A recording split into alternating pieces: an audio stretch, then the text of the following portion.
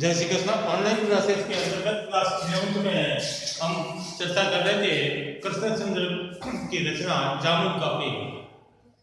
कल हमने पढ़ा कि सेक्रेटरीट के ग्राउंड में जामुन के पेड़ के नीचे एक व्यक्ति दबा हुआ है। उस दबे हुए व्यक्ति को निकालने के लिए किस किस प्रकार की प्रक्रिया अपनाई जा रही है। कल तक यह निर्णय हुआ था कि भाई पेड़ नहीं काट सकते तो कोई दिक्कत वाली बात नहीं है, आदमी को काट लिया जाए। ये बात जब उठी कि आदमी को काट लिया जाए तो आसपास के जो खड़े लोग थे उनमें से किसी ने विरोध किया कि भैया ये कोई तरीका है क्या आदमी को काटने का। तो दूसरे व्यक्ति ने उस विरोध का तोड़ करते हुए कहा कि तुम्हें मालूम है आजकल प्लास्टिक सर्जरी कितनी उन्नत हो चुकी है, कोई दिक्कत नहीं है काटने पर। कि हाँ ये बात तो सही है। अब साफ प्लास्टिक सर्जन की खोज जारी हुई और शहर के सबसे बड़े प्लास्टिक सर्जन को वहां पर बुलाया गया। सर्जन साहब आए, उस दबे हुए पेड़ के नीचे दबे हुए व्यक्ति को देखा, उसकी नब्ज टटोली, रक्त दाब देखा, बीपी शुगर सारी चेक की और करने के बाद बोले कि भाई प्लास्टिक सर्जरी हो जाएगी, कोई दिक्कत नहीं और सफल भी होगी, इसमें कोई संशय नहीं है, ये बिल्कुल सफल होगी सर्जरी। समस्या एक है, बोले क्या कि आदमी जुड़ तो जाएगा, वापिस जहां से काटेंगे लेकिन मर जाएगा, जीवित नहीं रहेगा। ये आइडिया कैंसिल हो गया कि भाई बचेगा नहीं तो क्या मतलब, तो ये आइडिया वहीं पर कैंसिल हो गया। तो फिर किसी ने उस दबे व्यक्ति को आश्वासन देते हुए कहा कि तुम्हारा केस कल उम्मीद है कि बड़े सेक्रेटरीट में रखा जाएगा और वहीं से तुम्हारी फाइल का निपटारा कर दिया जाएगा। ये बात सुनकर के कवि ने कहा, दबे हुए व्यक्ति ने कहा कि ये तो माना कि तकापुल न करोगे लेकिन, ये तो माना कि तकापुल न करोगे लेकिन खाक हो जाएंगे हम तुमको खबर होने तक। हालांकि मुझे मालूम है कि तुम मेरे साथ धोखा तो नहीं करोगे, लेकिन जब तक ये कार्य पूर्ण होगा तब तक मेरा बिल्कुल कार्य पूरा हो जाएगा। एक शेर सुनते ही माली ने कहा कि तुम शायर हो। दबे व्यक्ति ने गर्दन हिला दी, हाँ शायर हो।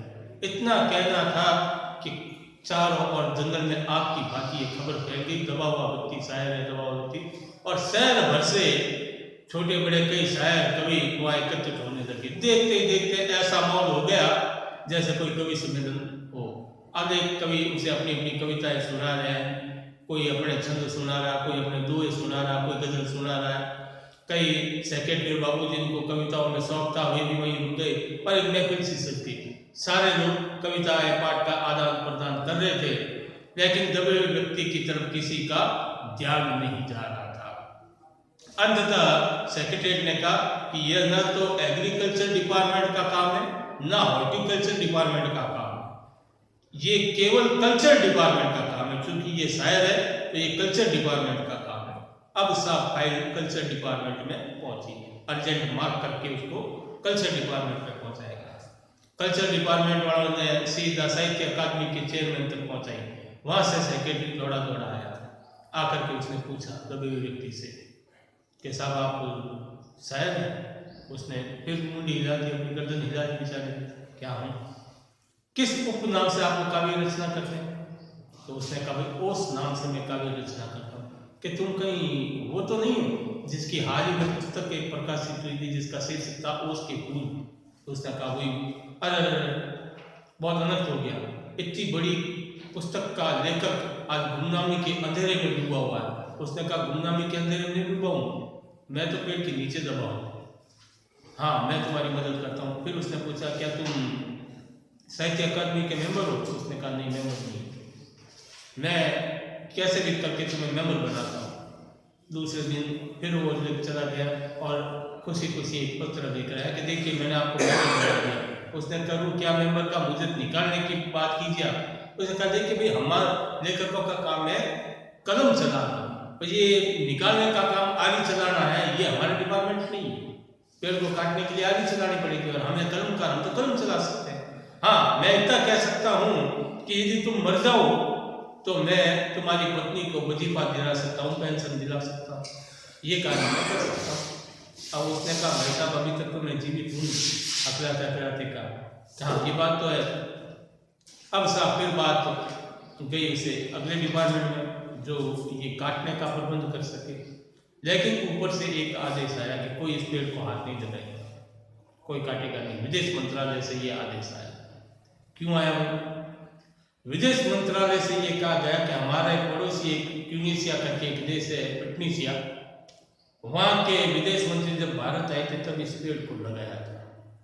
अगर वहाँ की सरकार को ये मालूम चल गया कि हमारे विदेश मंत्री द्वारा लगाए गए पेड़ को काटा गया है तो दो देशों के मध्य संबंधों को खराब हो जाएगा।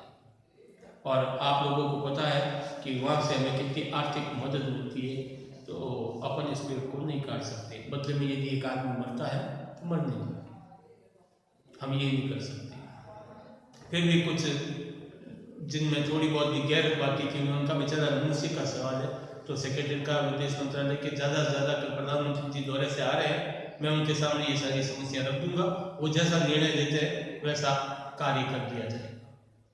फिर अगले दिन की बारी। अब धीरे धीरे उस बेचारे की दबे हुए व्यक्ति की नब्ज थमने लगी थी, सांसें रुक रुक कर आने लगी थी, स्थिति और भयावह हो रही थी। फिर भी उसने कहा जैसे तैसे आज की रात निकालने का प्रधानमंत्री जी आते निर्णय कुछ हो जाएगा।